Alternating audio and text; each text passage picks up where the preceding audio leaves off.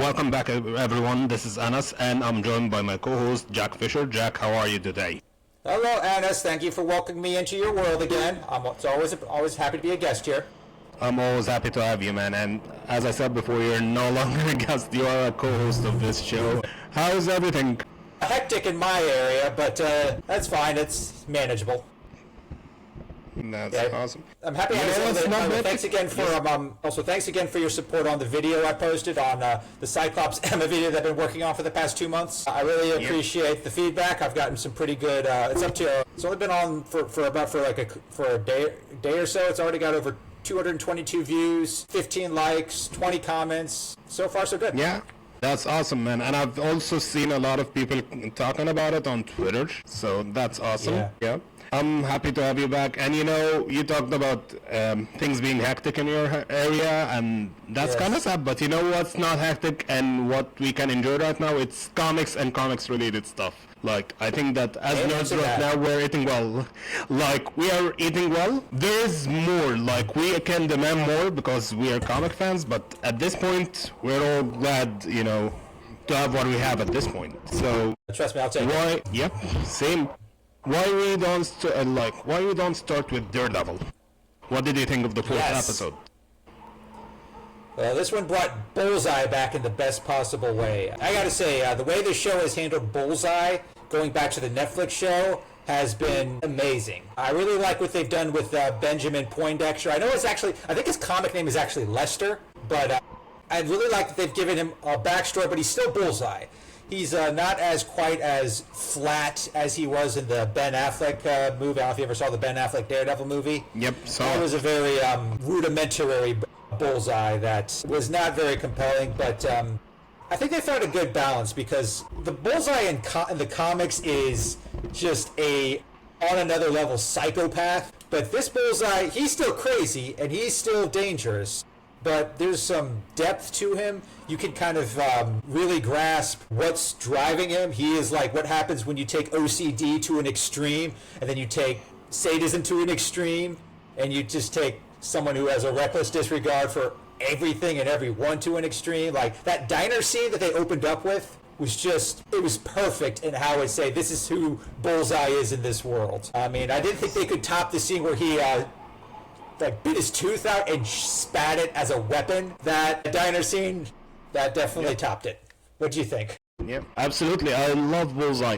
And I think that one of the things that he benefits from here that he didn't in the Netflix series is that they're using the ending of the Netflix series, because if you remember, he was paralyzed and then they experimented on him, so he's technically a meta-human now. And I think I love seeing that explored to the extreme, because CDs and a bunch of force cannot kill people, but with an enhanced person similar to Captain America or anyone, I think anything is lethal. And I enjoyed that. Yeah. Similar to how I enjoyed Deadpool and Wolverine, like the opening sequence of Deadpool and Wolverine. Oh, yeah. Yeah, but that was, of course, less dancing and less comedic. Although the final part when he gets the ketchup and draws a bullseye with it was kind of hilarious, Yeah. I can see him do it with the blood of a victim. Yeah. I mean, I can see him do it with the blood of victims, but not ketchup, Yeah. Yeah, Bullseye's a very playful a guy in terms of he's like that in the comics too. I mean, he doesn't do what he does for money, and he doesn't do what he does for any moral, or he's not like the Joker. He does it because it's fun. He likes it. It's amusing to him, and you kind of get that. There's that this version of Bullseye. Some call him just Poindexter. I think they've captured that element. He's the kind of guy who doesn't like getting bored. And if he gets bored enough, he will do something extreme. And I think that what he did with the ketchup, that was a good example. I think that since his introduction in the Netflix series, we have always seen him, the struggle in him. He's in a lot of ways similar to the Punisher, but the Punisher compared to him has some morals left, And we also have to deal with the Punisher as like the villain who deals with more evil villains, so some people don't consider the Punisher a villain.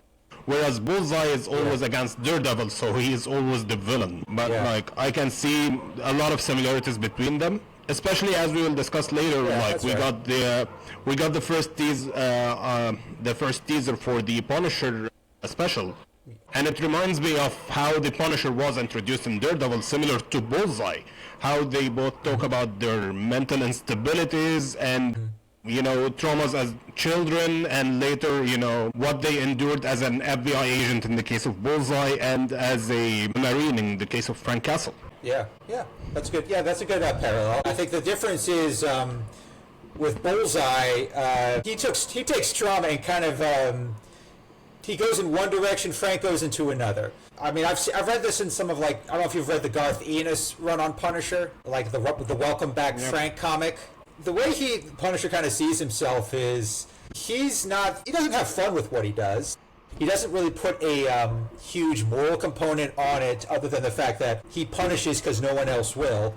Bullseye kind of does what he does, again, because it's fun. He thinks it's amusing. He doesn't really have there's no such thing as innocence to him. It's just, oh, well, this could be fun. This could be fun. The fact that, you got Frank, he's got more humanity. Bullseye, I think he threw that away. He doesn't seem to feel any I didn't think there was a problem with it. He's just kind of like a happy-go-lucky psycho that, the only thing he really fears is boredom. Yeah, and the thing about this episode specifically that spoke to me is the fact that Bullseye sees himself as Frank Castle. Like, he sees himself as the guy who's at the moment doing the job that needs to be done. And, like, he discusses that later on in the episode with Daredevil, when he is like, I don't know why I killed your friend, but they made me kill him, and, the one good deed I need to do right now is to, end them both. Yeah. And, like, it's a funny thing to see, or not funny, it's interesting thing to see. And I love that the official Daredevil podcast, I don't know if anyone listens to that, but you can see clips from it online a lot. And the actor, I'm forgetting his name right now, I don't know why, he spoke about this idea, like how he is portraying Bullseye as the person who sees that he's Daredevil in this situation, whereas, he's just a crazy guy from everyone else's point of view, because, he's crazy. Yeah. But he doesn't see that. Yeah. Yeah. I think he's one of those characters who doesn't know that he's crazy and doesn't really care, because in his mind, he's doing what for him is right in the moment. Yes. And it takes, like, I said that earlier, but this is also getting back to the Netflix series when he was introduced. Mm-hmm. Because, like, when they introduced him, he was the guy that Fisk hired to kill a bunch of people for him. And later on, like, Matt had to confront him with the fact that the woman that he was stalking and he was in love with was killed by the Kingpin. Like, that led to the climax and everything, and you saw the denial in him. Like, I think at that point it was hard to understand who Bullseye is. Like, you loved seeing him, he was acting well, but you didn't get the sense of who Bullseye is. Yeah. But now I think we do get a good sense, and I think this show has kind of streamlined Bullseye in a way that the Netflix show didn't. Yeah, absolutely. I think that we got more time to see him, which helped him a lot. I think, like, the last episode and the last season of the Netflix series was like 8 episodes long, and Bullseye was in like 3. Whereas in the last couple of seasons, he has been in the background. Like, he's not the main villain, but he's present all the time. And of course, like, you had to start. Yes. And you had to start this series, like the reboot of the series, with him killing Foggy. So, like, you started the show focusing, like, a lot on Bullseye. Mm-hmm. And I think that this was the right move to do. Yeah. He really was kind of the catalyst for this whole series. What he did by taking out Foggy, that's kind of triggered the events that we've seen thus far, going back to the first episode. Yes. And, since we are talking about the death of Foggy, we have to talk about Vanessa. What did you think of the episode, how it dealt with it? And, Vanessa as a character, especially, like, since season 3 of the original series till now, I think that we've seen Vanessa in an interesting angle that I don't think we've seen in the main canon before, but we've seen in alternate realities. I think Punisher Max, so... Tell me what you think. I remember Vanessa has been... I can't always get a full full understanding of her, because I guess you do get the sense that from the Netflix show she did fall for Wilson Fisk, and she had she had opportunities to walk away from him. She had opportunities to oppose him, but she never chooses to. It does kind of is the impression that she is a lot like him. She knows what he's involved in, and that does not dissuade her. And that does match her what she is in the comics too. She's not as sadistic or as extreme as Fisk, but she is like him in the sense that she knows how to live in this world. She understands that this is a dirty, dirty world, and if you're not at the top, if you aren't shirking the rules as best you can, then you're just going to be swallowed up. She sees the world similar to how Fisk sees it, in that you have to be willing to cross lines that others aren't. And I think since we came into Born Again, there's a sense that she get the sense Fisk wants to have a certain amount of control over Vanessa. Vanessa doesn't like being controlled. I think that's one of the reasons Fisk is so captivated by her, because he can't control her completely, but they are kind of on the same page. She does help him. She does do her own thing, but at the same time, you get the sense. I get the sense that she has an agenda of her own, and sometimes Fisk helps her, sometimes he is a detriment. I think what happened at the end of this episode, which was a tough cliffhanger, by the way, I think that was I feel like that's kind of like the penalty she's paid for throwing in with Fisk. The fact that she has had so many chances to walk away from him, she's had so many chances to oppose him, she's had so many chances to essentially do her own thing, but she never does, and now finally it's come back to bite her, because she thought she could control Bullseye. She probably figured, oh, he's in prison now under lock and key, he's never getting out.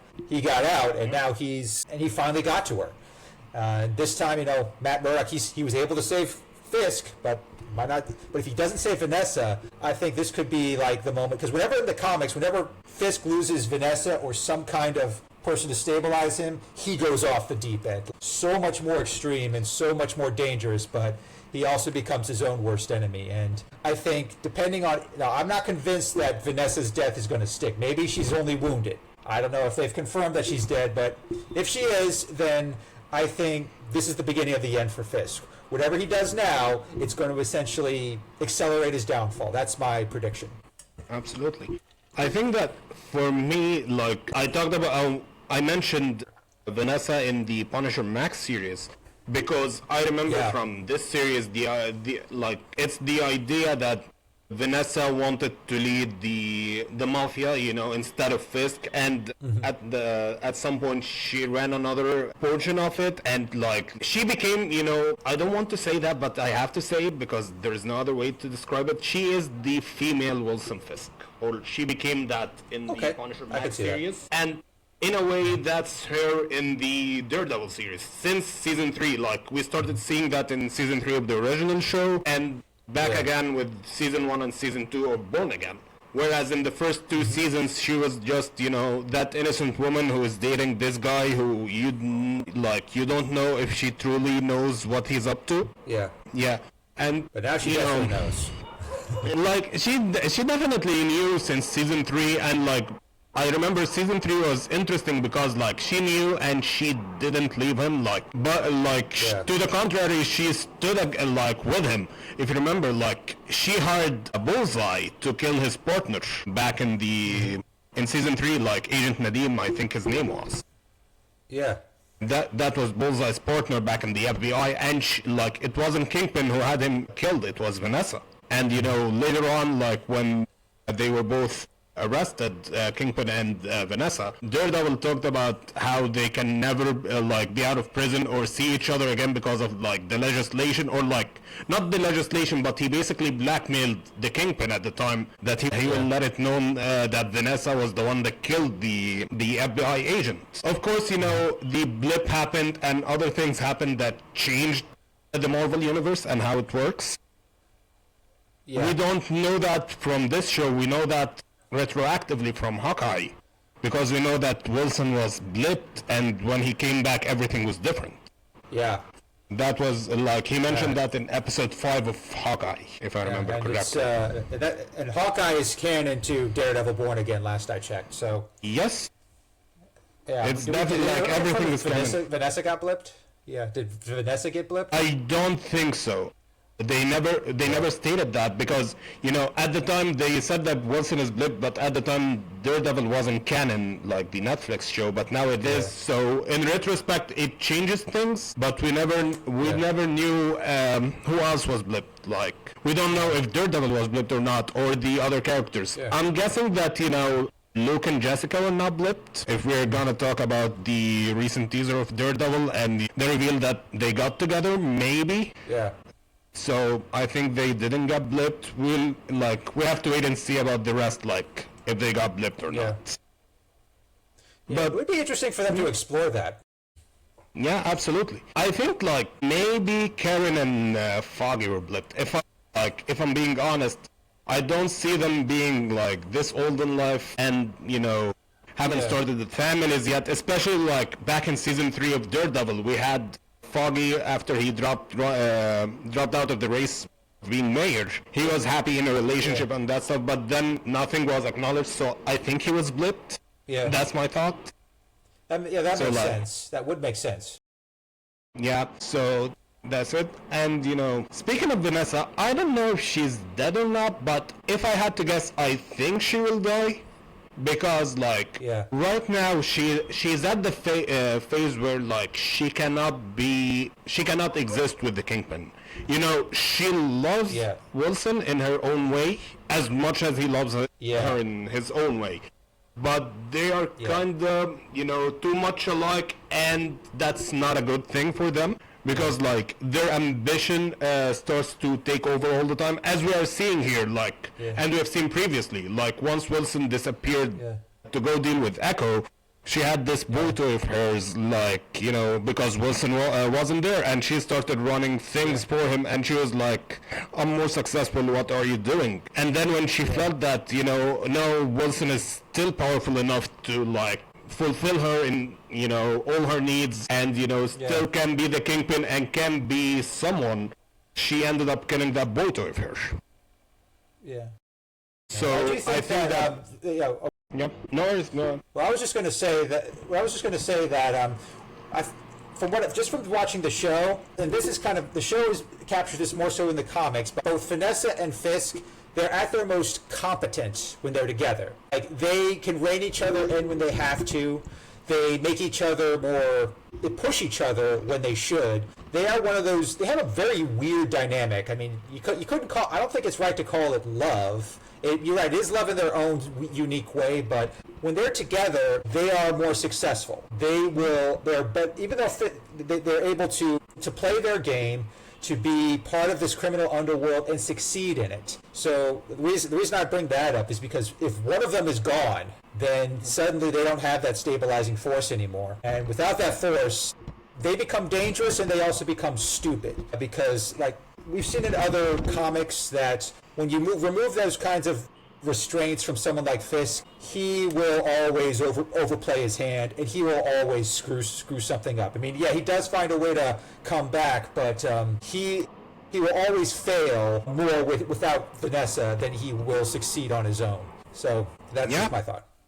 That's totally fair, but I think that the difference between the show and the comic is that in the comics, she is supportive of him, like she doesn't have an active role in the Kingpin side of the things. Whereas in the Daredevil show, she is pretty much his partner running it. As we mentioned, she ran it when he was out there dealing with Echo, and probably ran it when he was blipped as well. Like, if she wasn't blipped, and I assume she wasn't, based on the fact that he came back and he found that everything was like similar to how he left still it. Running, So like, it's like she is not like that. Like, she knows he's the Kingpin and that he's a villain in the comics, and she supports him. But she is not that. She's not a villain herself in the comics, and we deal with that version a little bit, or more accurately, she was a plot device in the Spider-Verse movie, the first Spider-Verse movie. Yes. Where she comes home and sees, you know, Kingpin beating up Spider-Man, and then she runs away with the kid, and they have the accident and they die, and you just see Wilson explode. Like, I think we will see some version of that in Daredevil. Yeah, that's about right. Yeah. Yeah, and I think that I sent you this earlier. I think that we are gonna deal with something recent in the comics with the show. Okay. Let's take a step back and explain the comics that I'm gonna discuss a little bit. In 2018, we had the beginning of the Chip Zdarsky Daredevil run, as well as the Nick Spencer Spider-Man run. And we've seen Kingpin's influence in both of them, whereas like Kingpin in the latter half of the slot run, of course Kingpin lost Vanessa a while ago, and we had the Jackal try to resurrect her during Clone Conspiracy, but Kingpin found that disrespectful because it was a clone, and like, I don't want to get into the minutia of this comic, whether they were clones or not at this point, but Wilson killed a clone basically. Yeah, like Wilson killed the clone, and then he tried to resurrect the real Vanessa. So one of the things he did at that time during the Daredevil and Spider-Man runs was that he hired Boomerang to search for the Lifeline tablet, which has the powers to alter reality. Why am I saying that? Cube. Exactly. Why am I bringing this up now? I'm bringing this up because this material is what's being adapted in both Daredevil Born Again as well as Spider-Man to some extent, because that arc of Daredevil led to Devil's Reign down the line, which was the Fisk becoming mayor and initiating the Anti-Vigilante Act and all of that stuff. Yeah. And at the same time, the next Spencer run meta commentarily, like, it was trying to fix a lot of Spider-Man's continuity. Like, Nick Spencer would be like, I don't like this plot, people don't like it, let's fix it here and there. And for the long run, he was establishing the Lifeline tablet as a plot device that could undo one more day if he got to do it. Of course, he didn't get to do it. But at some point, like, around issue 50 and 60, it was clear that the Lifeline tablet was gonna do that. In the middle of this, Fisk used the Lifeline tablet. He wanted to use it to resurrect Vanessa, but instead he resurrected their son, the Rose. Of course, the Rose doesn't exist in the MCU, so he probably would want something like that to resurrect Vanessa. So, and it would be the first time too, because we've had resurrection plots with Elektra in the Daredevil the show.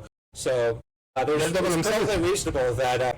It's totally reasonable that if they want to do that kind of plot, like if Fisk loses Vanessa, he could get desperate, and I think that could be, if he wants to get something like a plot device like that, I don't know if they'd call it the same thing, but he might even try to take over the Hand to say, bring her back to life, and that could be part of his downfall, because Fisk has he could be very reckless when he doesn't have anyone to temper him. Yeah, absolutely. I think we have seen this plot, as I said, we've seen it in the Spider-Verse movies where he was messing with the multiverse to bring him back, and we've seen it with the Lifeline tablet in the comics. But the interesting thing, as you mentioned, is that the Hand are in Spider-Man, like they are in the movie. So if Wilson is in the movie or is anywhere close to them, it's fair to say that he can try to, make a deal with them or bargain with them for Vanessa's life. Yeah. And we know for a fact that Wilson had deals with them, because back in Defenders and Daredevil Season 2, we've seen him deal with Madame Gao and the heads of the Hand at the time. So it's not I'm not far reaching here. Yeah.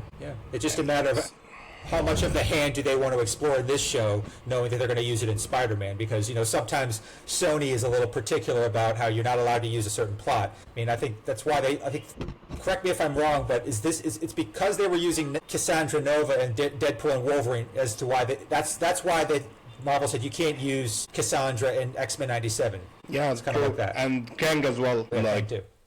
Yeah, so they definitely have those regulations, but I think that they can work around it depending on the trajectory of the shows and the movies. Because, when we talk about the rights, they do not refer to Spider-Man in the shows, and like the one time Kingpin refers to him, he refers to him as the guy in a spider outfit, because they cannot say Spider-Man. Yeah. But with the movies, because, the part of the deal with Marvel is that they have to use some characters from Marvel and plots that they own. They compromise, because that's a partnership.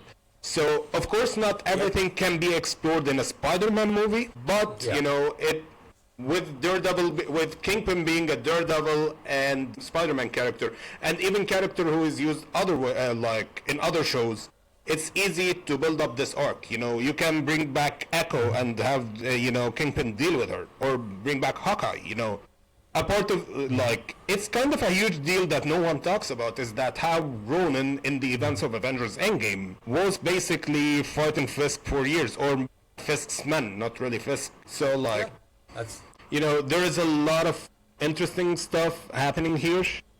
I think we can go back to the Spider-Man wall of it all and how things will go, especially because a lot of these elements are explored in the comics, but never to the fullest for editorial reasons. Yeah.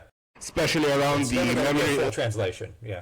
Yeah, especially around when it comes to what people remember about Spider-Man and the marriage and all of that stuff. But yeah. never say never to seeing that stuff.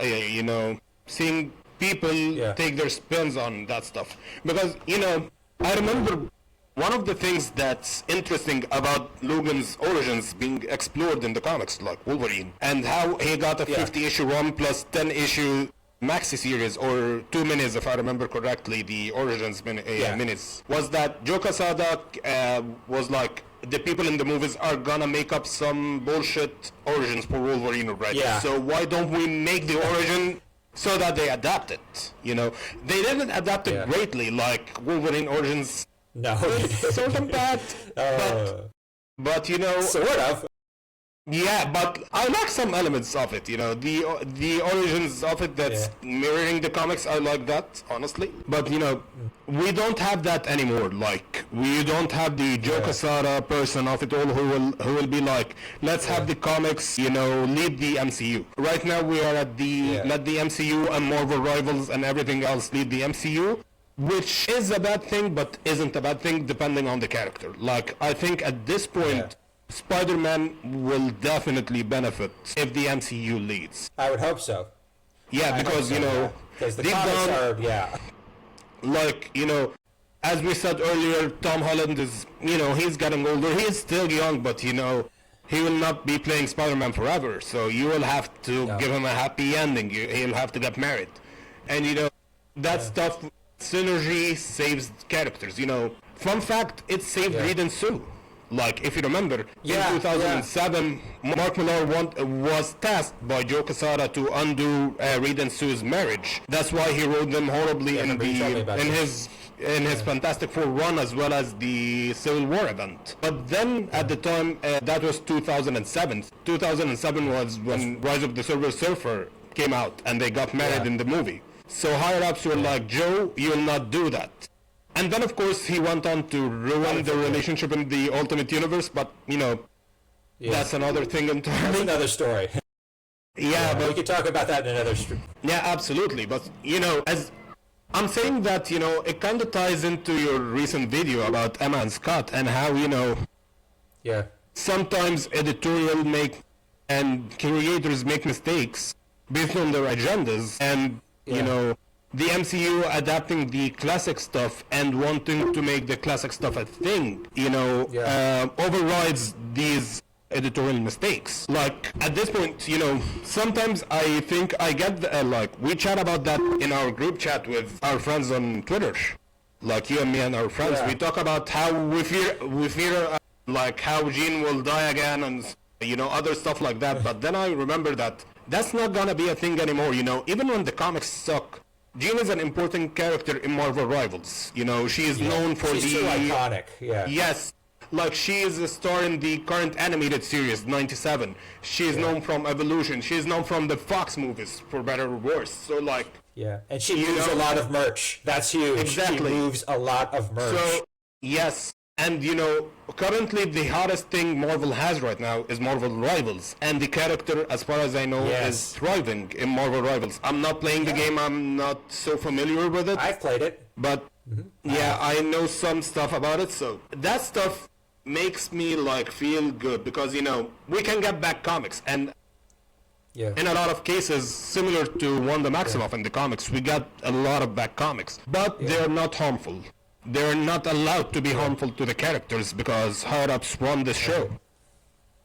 So, Before you go further, Sure. Are you aware that of the rumors about the upcoming Wolverine game for the PlayStation?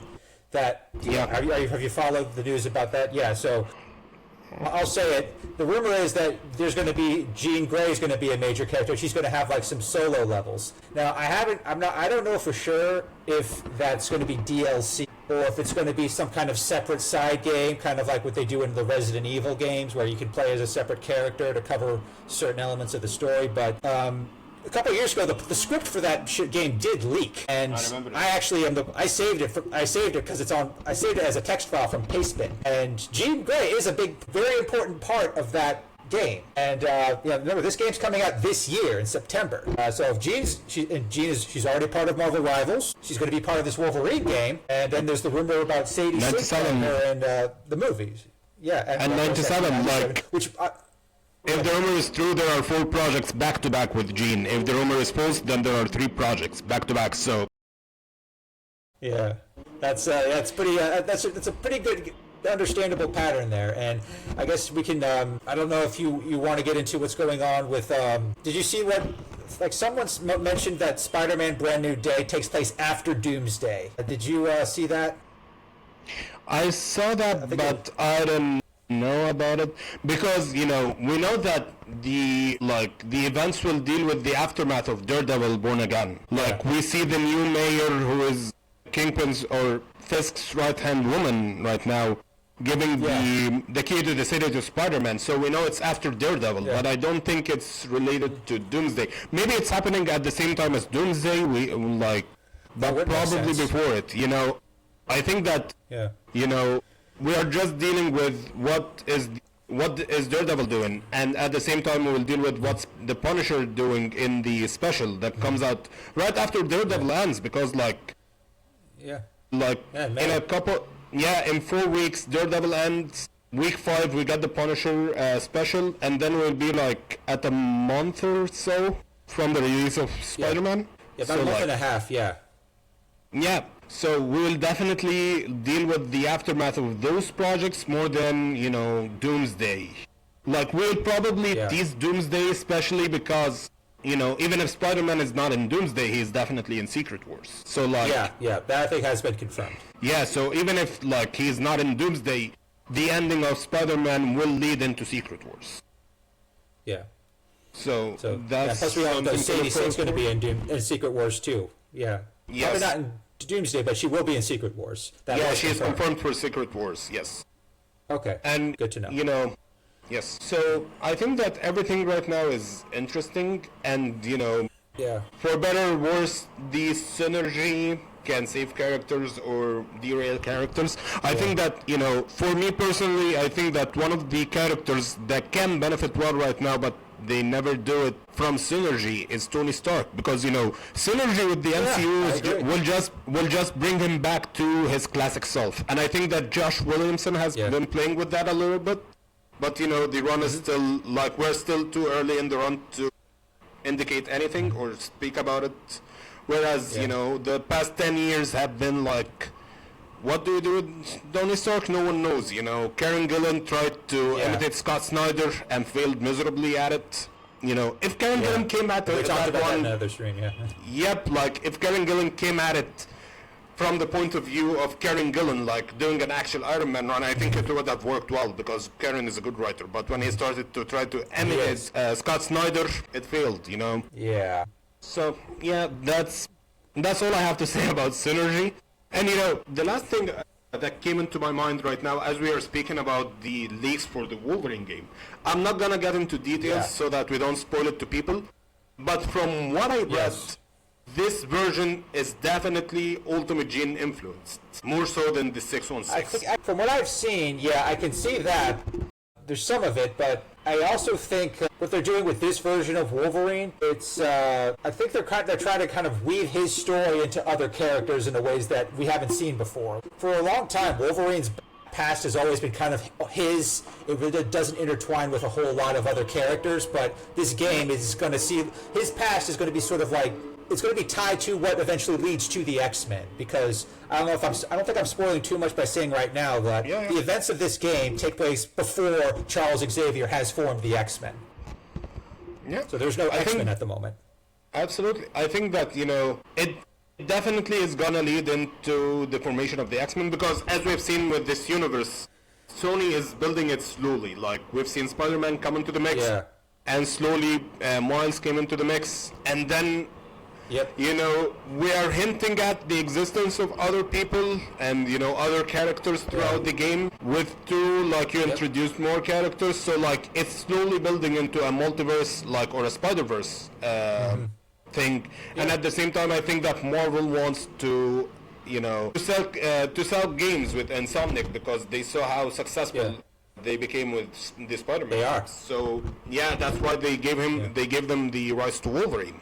And if they sell Wolverine, which is supposed to be the easiest sell of them all, probably as easy to sell as Spider-Man, then they can easily sell X-Men or even Avengers because, that failed game was not something that they expected, Yeah. I got that game when it came out, but I never played it. Yeah, I did too. I did play it. In fact, I think there might be some old footage on my Twitch stream of it, although it might have been deleted. But the game, I think it had a good setup, but it's one of those things you could tell that this was made during the Ike Perlmutter era of, replace mutants with the humans. Yeah, absolutely. You could definitely tell that this game was a product of that era. I think that's the reason why it could not succeed in the long run. The fact that it was kind of doomed by that baggage. I mean, it was never going to last. I mean, it had its moments, but it couldn't last. Absolutely. I'm just excited to see where things go. The more I think about everything logically from a business perspective, the more I get excited about stuff. Maybe not comics, and that's sad because, as I said, sometimes synergy leads to mediocre runs, like as we are seeing with Scarlet Witch. No writer is harming the character, but at the same time there is nothing interesting about the character, and that sucks. Yeah. But at the same time, the character is thriving elsewhere. And Spider-Man is this, like, Spider-Man has this same issue. Like, Spider-Man can be good, but he'll never be peak because of the editorial mandates. And that's the status of the current run. The previous run, I love the was, but nope, it didn't work at all. But at the same time, like, when you look at the movies, you gave him, his kid in Spider-Verse, and you gave him, successful life there. The MCU is thriving. You brought back Andrew and Tobey, and they're doing well as Spider-Man, Spider-Man is in a good place or a great place, but not in the comics, and that's sad. There's always one. There's always one side. And I don't think that comic situation is improving that much, considering there's a lot of symbiote plots going on. I don't know if you've seen Web of Venom. I read it. I just read it. Yeah, it's been mixed, but I do give it props for taking out who for he who shall not be named. That alone makes it okay. I say okay, I'll take that. But I've got to say, the more they write Dylan Brock, the less I like him. He's been kind of just a brat who has. He's a character I want to like him, but every time he does something, I'm like, hey, this kid needs a punch in the mouth because he's just he's so hard to like, and you want to. It's not really about that. I think the issue with Venom as a franchise is that Donny Cates did a phenomenal job with Ryan Stegman on their run, you know, and they launched multiple successful events out of them, the character sold as well as the X-Men at the time, X-Men Avengers, like, it was a top tier seller. Yeah. And after that, they tried to throw everything at us, like, if you remember, Summer of Symbiotes that came out shortly after Al Ewing got the title. Yeah, I remember. And it was like 20 different symbiote titles. And like, why? Venom is cool when he sells on his own, but you don't sell 20 different comic books with characters that don't have anything, and you're just making up, symbiotes to give to characters. Like, and at the time, also people got pissed off because of Ben Reilly, because, the editorial... Yeah. I think Nicola said that there is no place for Ben Reilly in the comics. Meanwhile, he gave a symbiote to Liz Allen, and Normie Osborn has a symbiote, and everyone has a symbiote. So, like, really? Everyone has a symbiote. You get a symbiote. Like, yep, absolutely. Now Mary Jane has, yeah. Yeah, that's the issue, and I think that Venom as a run suffers from the Al Ewing issue. And the problem is that, sometimes he writes convoluted comics for the sake of being convoluted. Yeah. One of the things I love about one of the things I love about Jonathan Hickman or Alan Moore is that they write like super complex narratives and plots, but they simplify it for the reader. Yeah. I think he thinks he does that, but he doesn't. Like sometimes he manages to simplify things, and when he does, he's really good. But a lot of the times he's just complicating everything to an extreme, and you don't know why he's doing it. There is no enjoyment out of that. Like, I don't think I've said that before on any podcast I've been in, but I dropped Venom 3 or 4 times while Al Ewing was writing it. Yeah. Because, I would just be confused. I do not know what I'm reading, so I just drop it. But then a couple of issues later, something comes up that's interesting, so I have to check it out, but then I drop out again, and the cycle starts again. That's the issue, Exactly. And, it's sad to see because Al Ewing is a top-tier creator, and at the same time, he got Venom at during peak Venom. We just left Donny Cates with Venom 200, establishing the Ultimate Universe and the Maker creating it. Another thing that we never got to see because Donny Cates had an accident, but whatever. Yeah. So we had that going on. Do you want to go into that? Because I don't think, I don't think we've touched on that. Can you mention that thing about what happened with Donny Cates? Because I don't think enough people understand that he was supposed to reboot the Ultimate Universe. Yeah. So throughout the Venom run by Donny Cates, we saw the Maker return, and he wanted to join the Makers Council, or not the Maker Council, the Council of Reeds. And one of the things the Council of Reeds desire is that all of them basically run their worlds. These worlds have no hunger. They are perfect worlds, and for the Maker to join them, he had to go back to the Ultimate Universe and rebuild it. And we've seen him return to the Ultimate Universe, and then Donny Cates was leading up to it with Venom 200, the return of Ultimate Universe, Ultimate Spider-Man, and he was supposed to write Ultimate Spider-Man, by the way. But then Donny Cates, he had some personal issues at the time, and later on he was... not the accident, other things that led to the accident. Yeah. Then, as I said, other things happened that led to his accident, and since then he has not been writing comics. He has talked about coming back to comics a couple of times, but he never came back. Yeah. And, that's why, if you go back and read Ultimate Invasion, whether in the trade form or the floppies, in issue 1, you can see a special thanks to Donny Cates and crediting to Donny Cates. Because at the time, Marvel had the idea of bringing back the Ultimate Universe, but, Donny Cates had an accident, and I think he had some memory issues. I think he lost memories of a certain time period. So... it was hereditary, Exactly. So even he didn't know what the ideas he had for the Ultimate Universe were. So... they left it up to Hickman and the others to, figure out something to do. So we'll never know what could have been. I mean, hopefully, I hope that he comes back and does something new, and maybe not the original thing he intended to do, but, the Ultimate line as a concept can come back in any different form, whether it's a new universe, a reboot. I'm actually, that's a side note, but I'm one of the people that want to believe that the Maker basically rewrote the 1610 reality into being the 6160. Because, that would be better than, him creating a new confusing universe and the messed up universe of the 1610 still existing,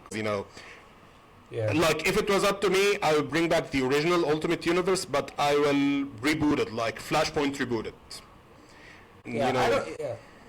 I want to get rid of the bad stuff. Mixed feelings about that. Yeah. I agree, I get that too, and I think if that had been Donny Cates' original plan to have the Maker essentially try to fix the universe that was broken, I would have liked to see that story. But at this point, I don't think you can go back to that well, because we've already seen, we know the 6160 universe, the new Ultimate Universe, that's ending. We know not necessarily the original. The original Ultimate Universe, that ended with Secret Wars. I think if Marvel is ever going to use the Ultimate label again, they got to either start fresh or maybe do something where they combine the two timelines, or they take like the Ashes of a Dead timeline and kind of recreate it. Maybe something like similar to what the Council of Reeds would do. Maybe it'd be some kind of thing where they use the time travel from Kang the Conqueror to remake it. They would have to do something to clean the slate, because the way they set it up and the way that I don't think they can fix the old Ultimate Universe, because it's too late. And since this other one is either ending or being tabled, I don't think it's sustainable. I think if they're going to make Ultimate work again, they have to do something. They have to have a clean slate. They have to build something, not destroy it, because they seem to not be able to resist the urge to destroy every new universe they create in the worst possible way. I think that, I said that before, I can forgive that in the new universe because it's built to be destroyed from the beginning. Like from Ultimate Invasion, we knew that. Unlike the original Ultimate Universe, which ran for 10 years before, they decided to destroy it because someone gave the keys to Joe Quesada and no higher-ups stopped him, Yeah. Idiots. I think... yep. I think that Donny Cates, Marvel definitely has lost a lot since Donny Cates' accident. Because, Donny Cates was one of the talents that spearheaded Marvel. If you remember back then he had Jonathan Hickman on the X-Line.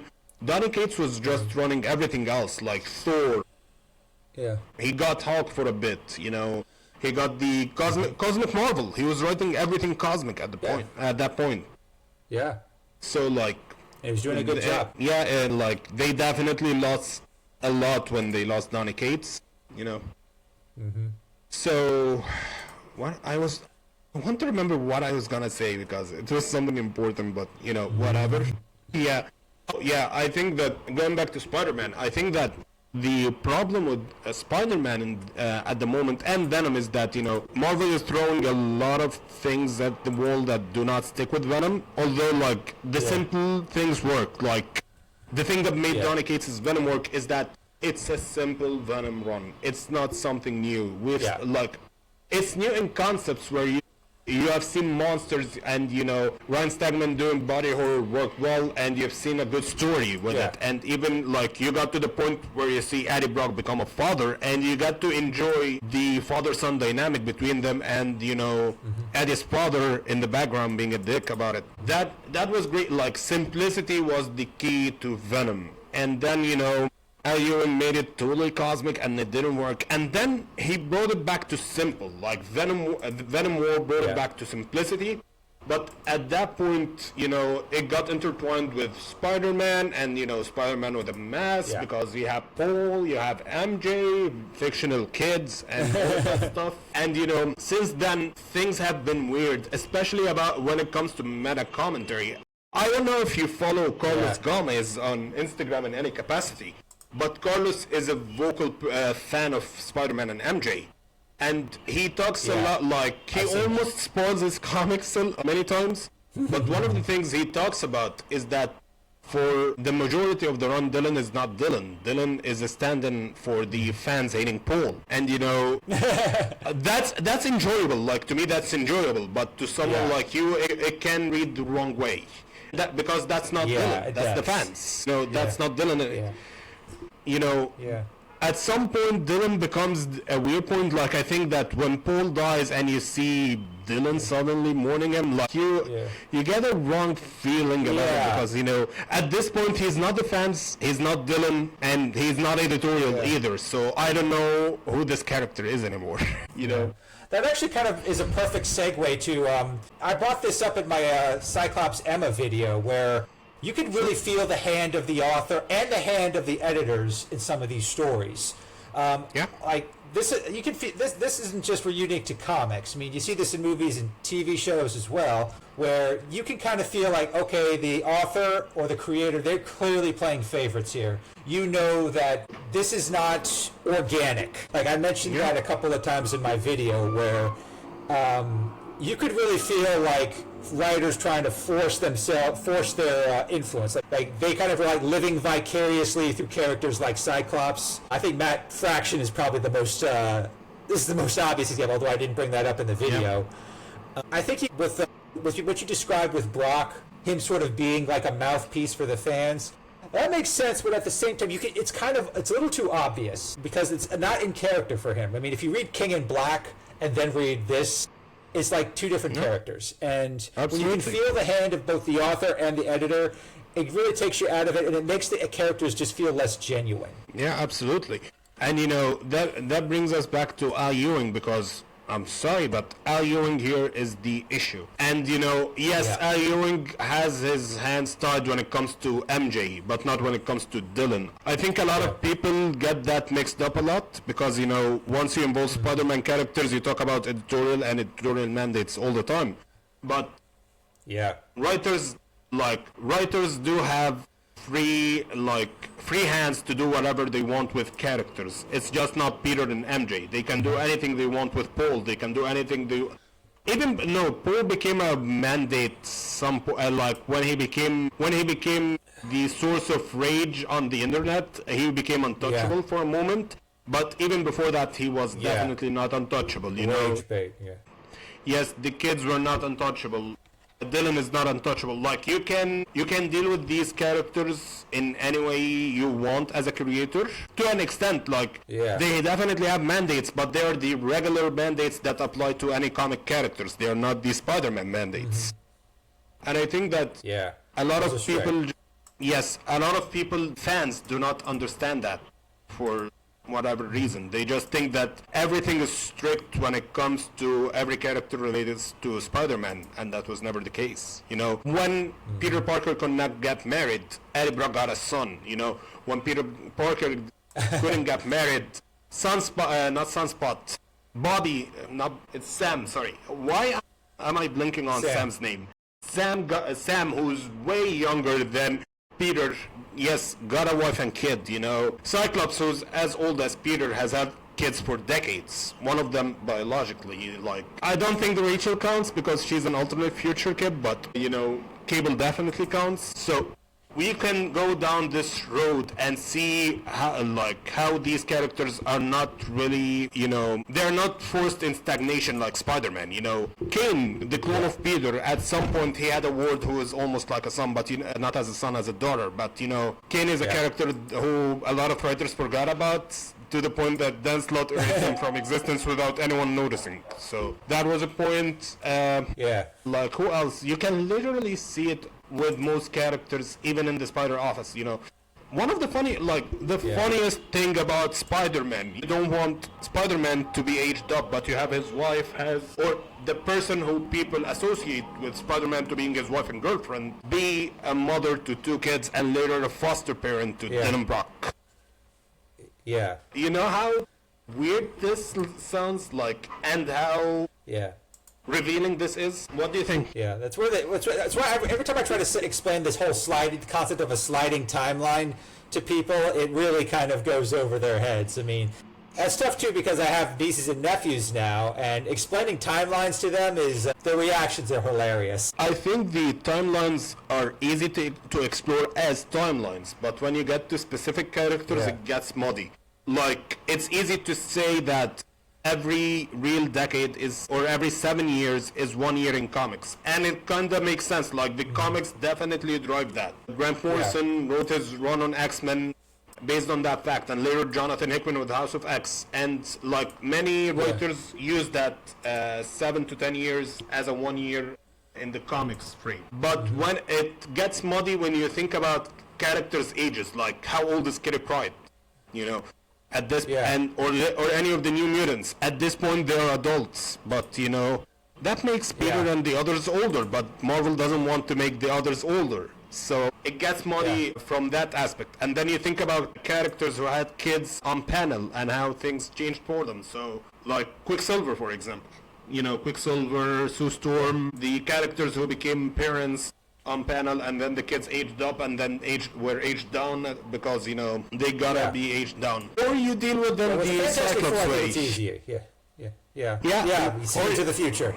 Yeah, we send them to the future to grow up. Like, we've seen that with Cable. We've seen that recently with Spider-Woman. I think they aged up her kid in the Gang War event, or the series that spun out of Gang War. So, like, that's the issue here. I think that this issue does not exist with characters who are established as, you know, who have longevity. So your Wolverine, your Thor, these characters who have existed for millennia, basically. It's easier, you know, it's easier to bring up kids of Wolverine without aging up Wolverine.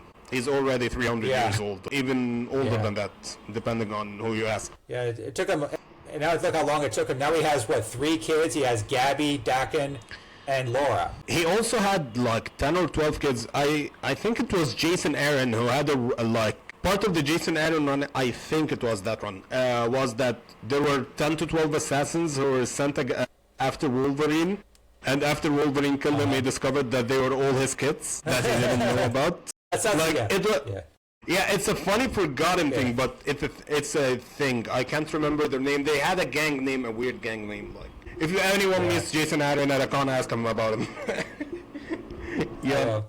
I will just say for that, I prefer that they keep his current family at 3 kids, Dakin, Laura, and Gabby. I think that's a good, decent-sized family for Wolverine. Yep, absolutely. You know, bring back Marco just to end the family. You know, have it a complete family and just move on. You know, you'll also be saving Jean Grey, Wolverine, and everyone else. Yep. Yeah, that does lead me to wonder. They announced they're going to reveal who the father of Storm's daughter is going to be. Foroa? I don't know if I've said that right. Yeah.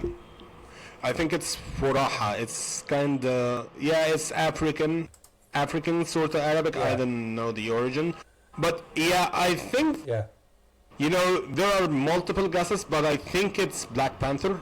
Obviously for an editorial reason. Yeah. More than anything else. But... At the same time, there are 2 things about it. One, she has fangs, and I know a lot of people forget about that. In many depictions of T'Challa, he does have fangs. Like, people brought up Blade because of the fangs. No, T'Challa has fangs. It's not something people know or remember.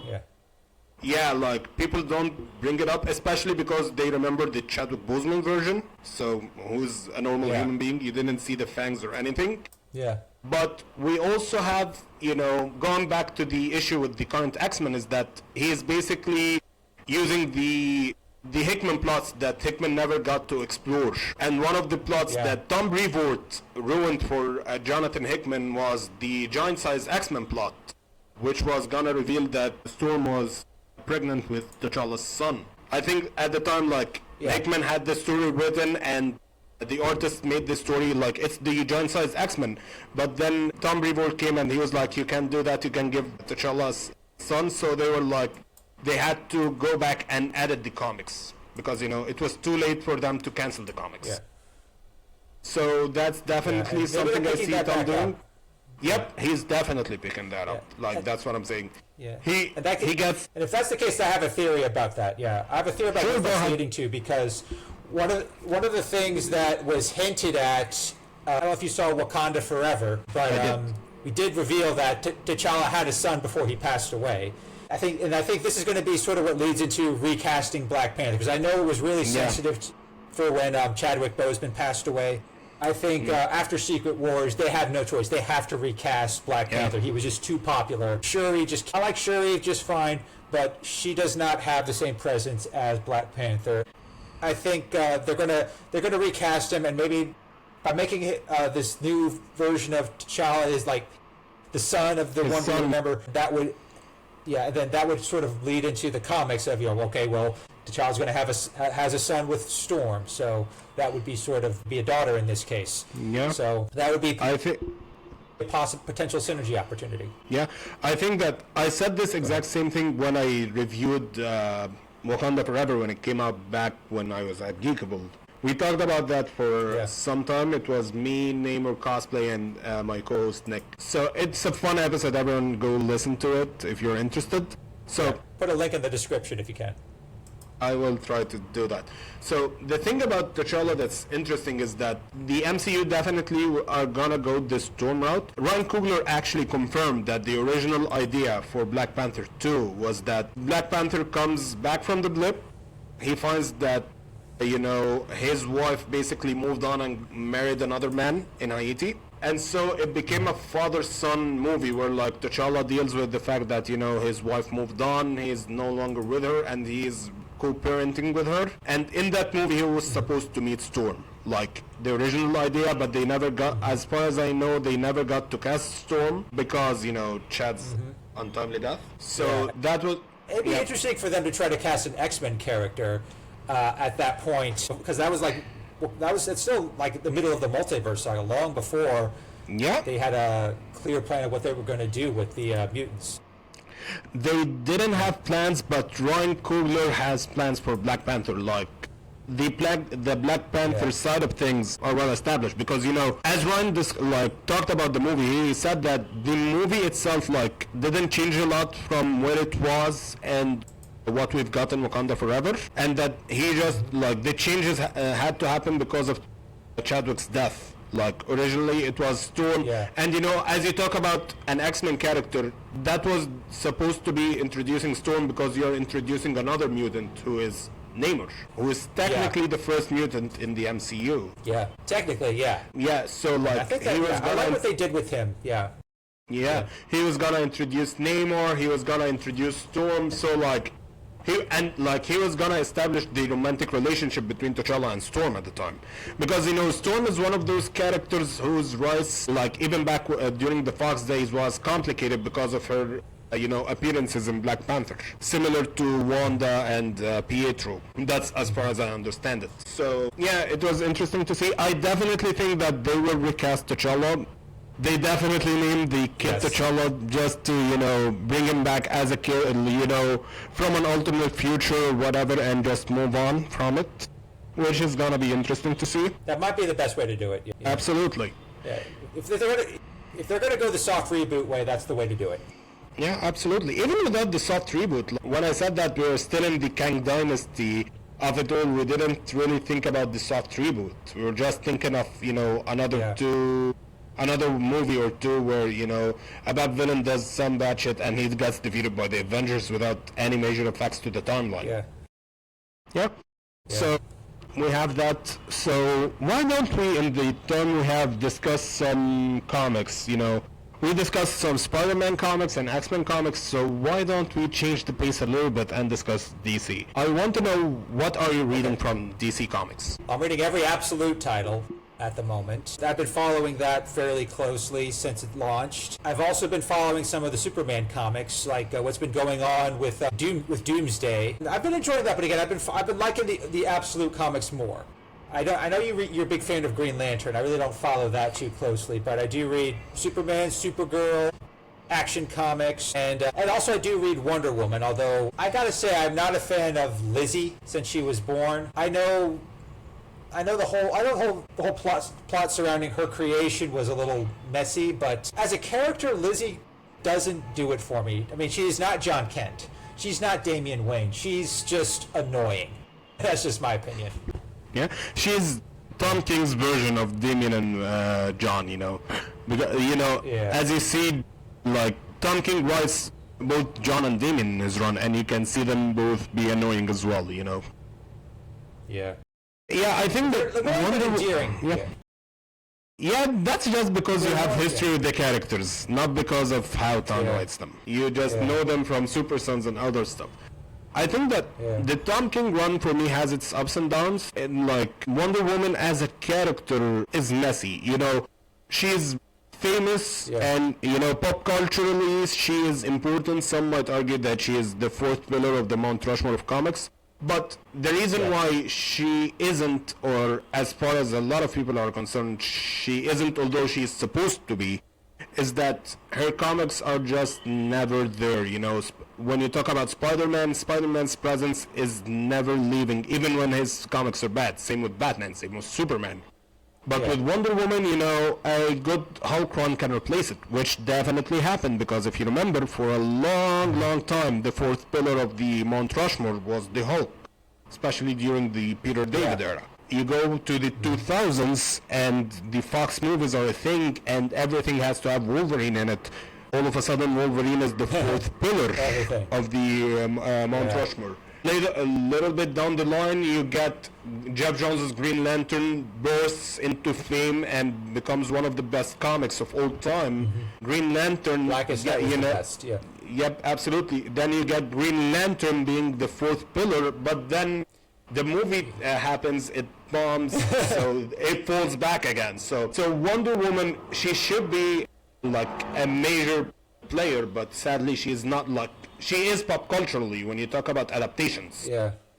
But in the comics, no. And you know, part of the reason why that's a thing, Gail Simone talks about it, it's that no one knows what to do with the character, and they even disagree about the foundation of Wonder Woman. Like, no one disagrees about Peter Parker becoming Spider-Man and great power and great responsibility. No one disagrees about how Batman is supposed to act based on Batman's origins. Yeah.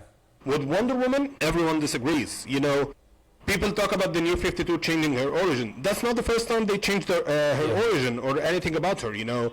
Donna Troy had 5 different origin stories. You know, like, think about that. They're all messy. You know, they're all absolutely. Messy. You have, you know, Diana herself. Some people, like, everyone comes with an agenda towards her that's different. Yeah. And creators sadly like to ignore everything that happened before. Like, Gail Simone says that. Said that at one point. She said that when someone writes Wonder Woman, they love to ignore everything that happened before the run. So yeah, they do. this person, you know, I don't want to say names just to not offend anyone, but person X comes here, he ignores what happened in the Greg Rucka run, he ignores what happened in the Gail Simone run, he ignores what happened in everything that came before him. It's just him. For the New 52, it worked because back then the New 52 was a complete reboot of the characters. Yeah. But then Rebirth happened. But then Rebirth happened. It was shaky, and then like it became shaky because of the continuity being shaky. But after a while, it became like we were back to the same issue of everyone ignoring the comics just because they want to ignore them. You know, pretty much. Yeah, and I like that's the issue here. And you know, to this day, this issue persists. Like Tom King's Wonder Woman. One of the things people discuss is that he brought back the clay origin. Technically, he didn't. Like, they reference it, but technically he didn't. And Sal from Comic Pop, he talked to Tom King a lot, and he even covered the first arc on back issues of the show they do where they discuss comics, or arcs and comics. He talked about how Tom King doesn't really care about the origin, and he just brought back the clay thing as an Easter egg so that he can make, you know, Lizzie be the daughter of Steve and Diana, but also be made of clay because that's some way of making her special without making her special. But he doesn't want to deal with it. Yeah. And you know, if you're gonna deal with, like, let's say you want to retcon out the Zeus origin. If you're gonna do that, you're gonna have a lot of baggage to deal with. One of the things is that Diana has a twin brother. Where does he fall in Jason. that? You know, yes, where does he fall in that when he is not her twin brother anymore? Is he a clone of her? Or is she a clone of him? You know, so there are things that they do not want to deal with. And even Mark Waid did the history of the DC Universe thing from not that long ago, he barely touched Wonder Woman. He said that there was a blip like, okay, Wonder Woman is created of clay, and then, okay, here's what happened in Green Lantern comics, you know, and then in the middle, like, you get nothing of Wonder Woman up until the New 52. Oh, the New 52 changed Wonder Woman's history. Moving on, what happened in Batman comics? Yeah, this thing. You didn't get anything about Wonder Woman. That's the issue with Wonder Woman. And it's not about Tom King, you know. Tom King is a hit or miss writer for me, and his run is a hit or miss for me. But everything about Wonder Woman, like the problems with her, they're not Tom King's issues. They are DC issues that existed for decades. Probably for as long as Tom King has been alive. Probably. Longer than we've been alive, that's for sure. Definitely. Yeah. I think Tom King is not that much older than us. Like, he's early 40s or something. Yeah. Wonder Woman is one of those, I don't know, did you ever read the Earth 1 series by Grant Morrison? Yep. Wonder Woman Earth 1?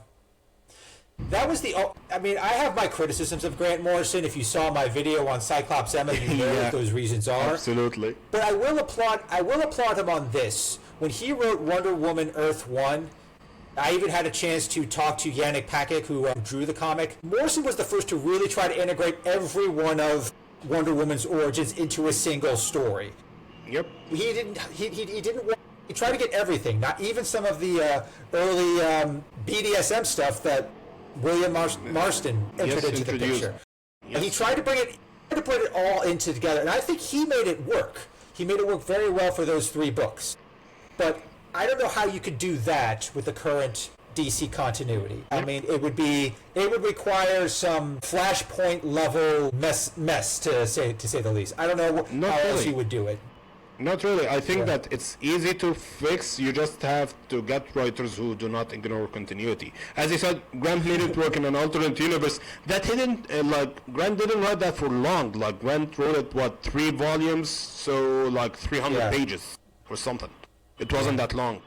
Yeah. So you just have to get someone who actually reads the comic, which is ironic since the thing that made Grant Morrison work on Wonder Woman and at DC is the thing that didn't make him work at Marvel, which is that he read continuity with DC, he ignored continuity with Marvel.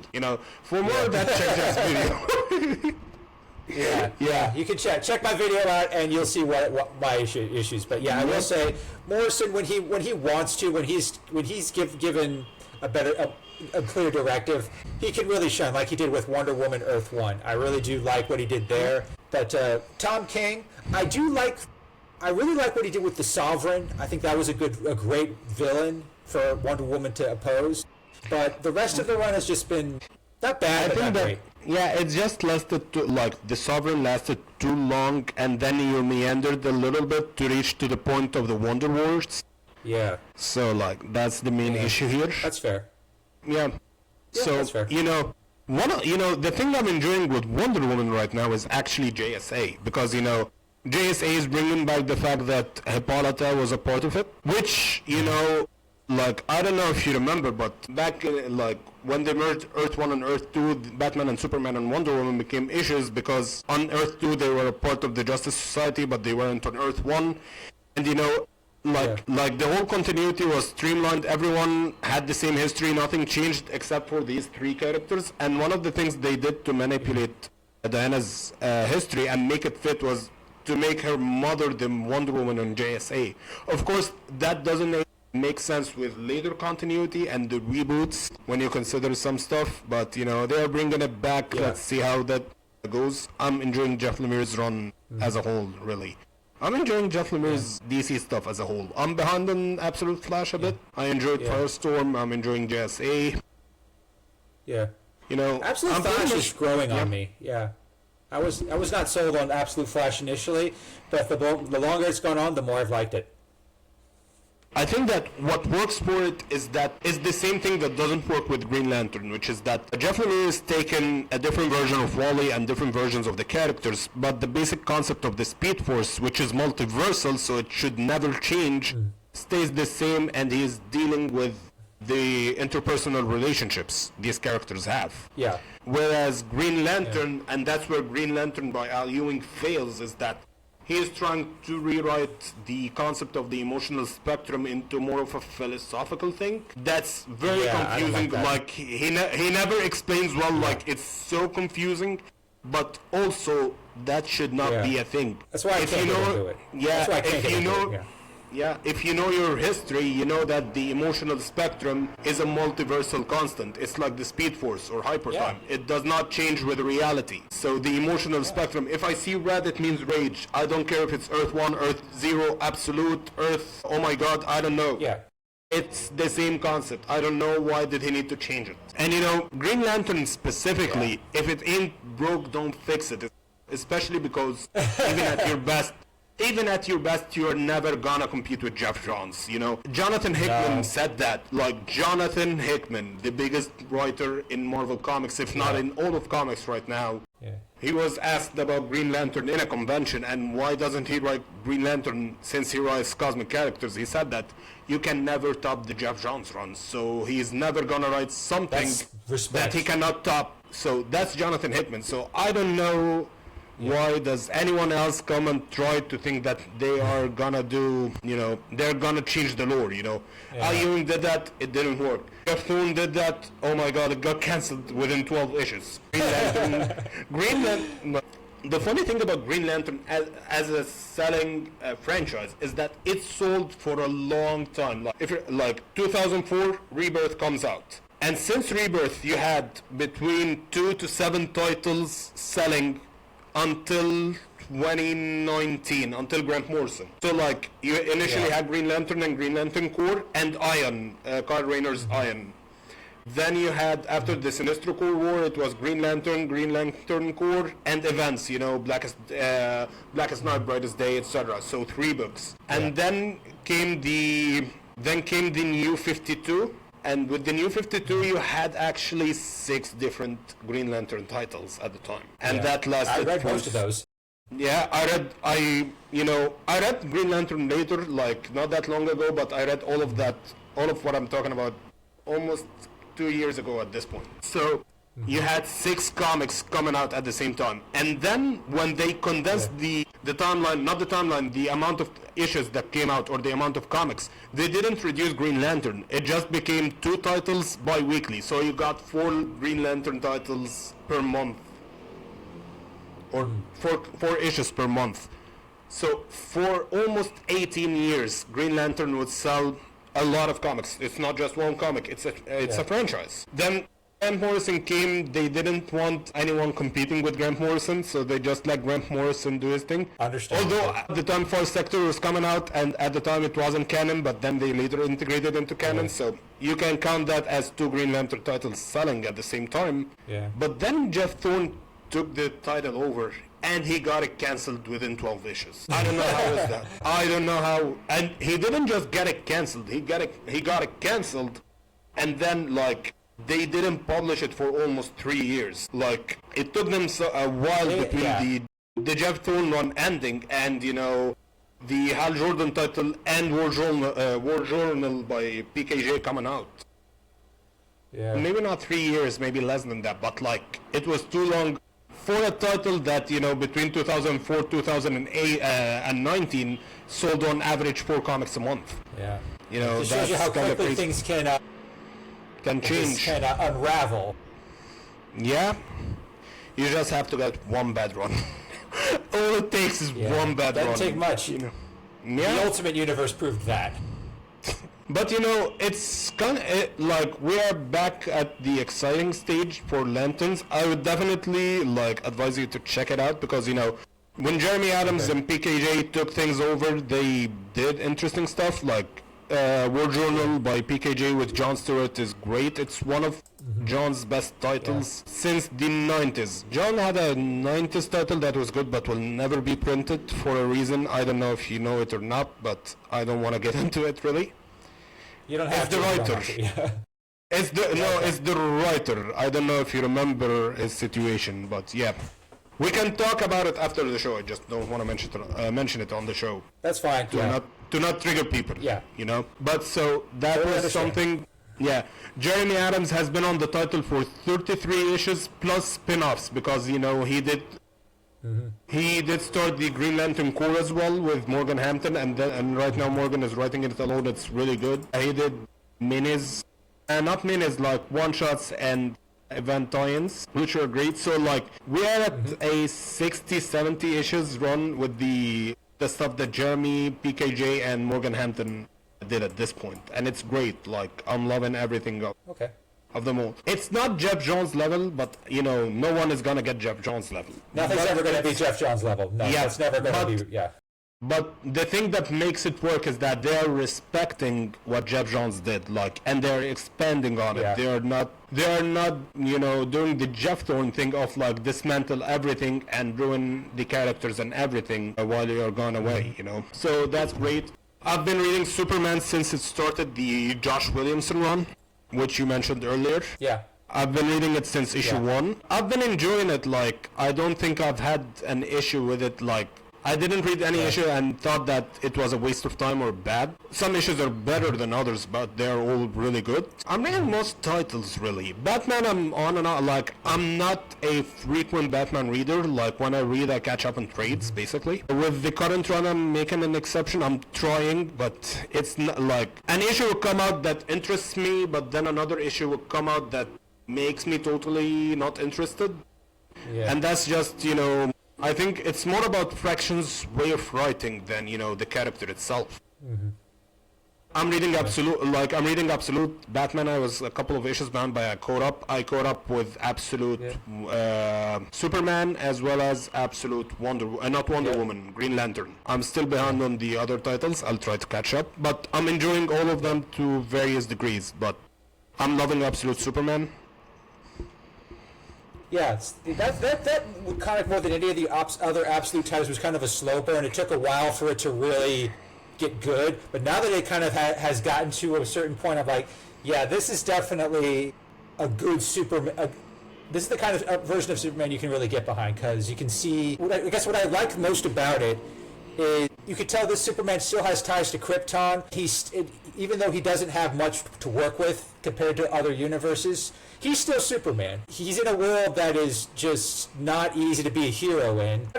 He's still very much a kid at heart. He's not as experienced or as polished in any ways, but that's kind of what makes him more compelling, because he's still Superman. He's still going to do the right thing, but he's just going to be a lot more. He's going to be a lot less experienced, a lot less polished in his approach, if that makes sense. Absolutely. I think that he is the successful version of what the New 52 tried to do.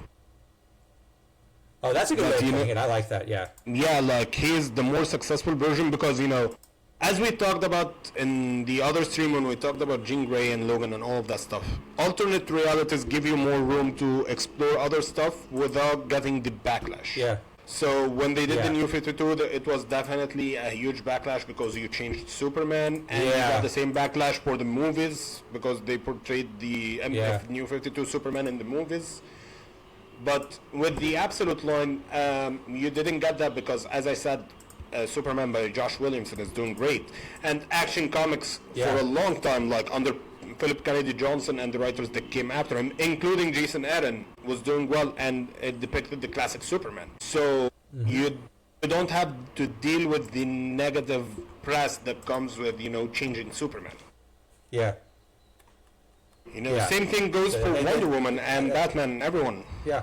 Yeah. Well, I think I could dedicate an entire podcast to Absolute Wonder Woman. I've been loving that. That's been my favorite Absolute title to date, more so than Absolute Batman. Yeah, we could talk about that in another stream, but I love what they've done with Absolute Wonder Woman. She is, Yeah, if I catch up, before next episode, maybe we can do that. Yes, I would love that. So I think that, we have Absolutes. The Absolutes are doing well. I think that DC overall has been doing well for a while. And, the sales prove it. Like, it's the first time in years where DC is beating Marvel by a long shot, Yeah. And it helps having a creative vision. And it helps that the creators are not, are focused on building the characters. One of the things, I know you're not into GL, but I talk to GL podcasters a lot, and one of the things that come out is that sometimes the plots might be slow burn, and sometimes they rush to the endings of the plots, so it's not well paced. Yeah.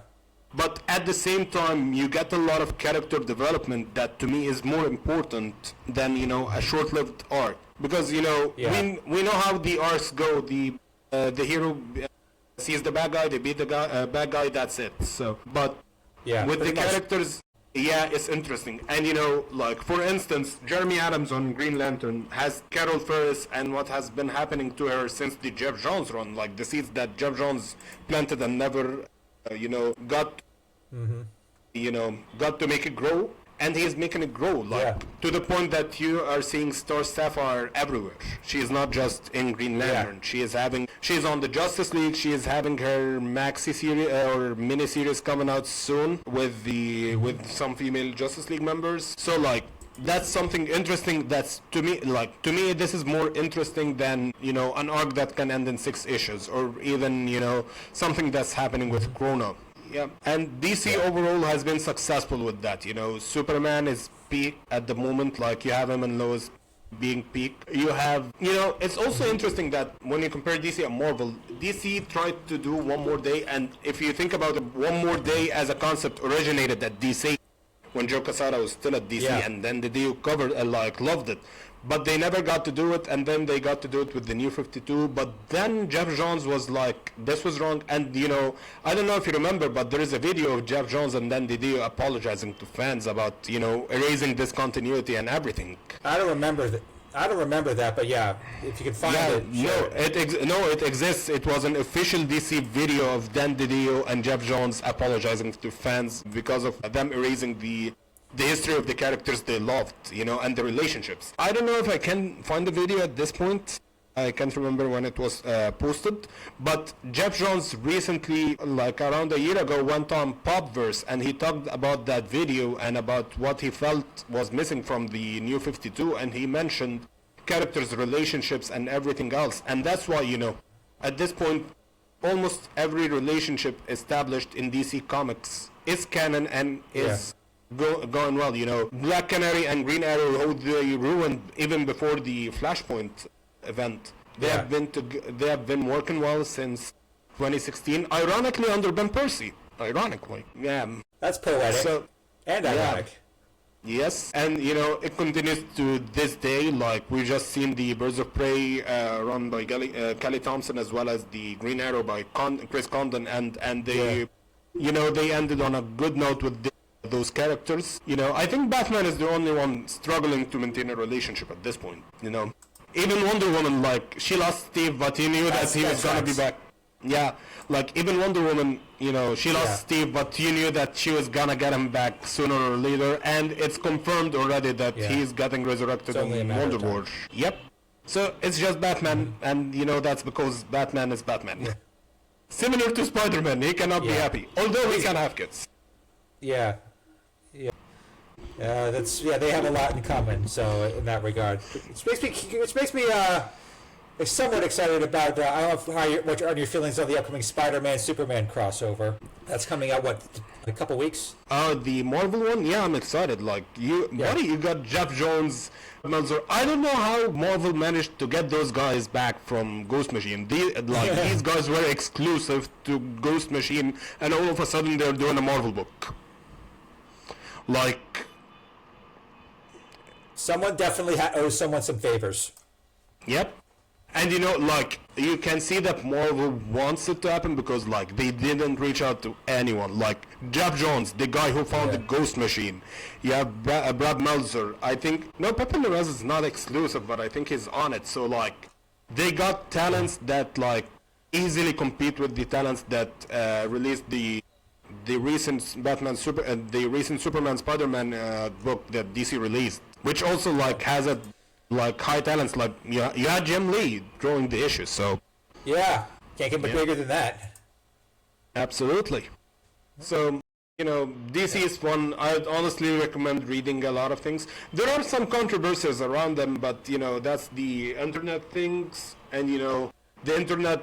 I don't want to say that because I agree to some extent with what the internet says, but the internet doesn't get the idea of the business and how sales work. Like sometimes, Guardians of the Galaxy can get cancelled anytime despite being a good run because it didn't sell. Yeah. That's something for some reason people don't grasp and people get angry about, but it's a business at the end of the day. If it's not selling, it's not gonna be on shelves for any amount of time, and we can see that with a lot of characters. We've seen that with X-Men, a top selling Marvel book didn't if it didn't sell, they're gonna cancel it.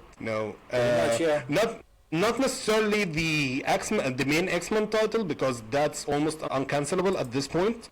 But any X-Men title that was not uncanny, blue, gold, I don't know, astonishing at some point. Yeah, what else? You had a lot of X-Men titles. Legacy, when it became Legacy, it got relaunched under Size Superior, but then 30 issues later it got cancelled as well. So even X-Men Legacy got cancelled. So So do you have anything else to say about DC? Any other Daredevil? Any other thing we discussed? No, I think we've covered it. We've covered most of it. So I think I'll save anything else for another podcast. So thanks again for giving me a chance to share my video. Again, thank you for supporting the Cyclops Emma video. If you or anyone else wants me to make a similar video on something else, please tell me. I'll be happy to work on it. Sure. But we can make videos like that together.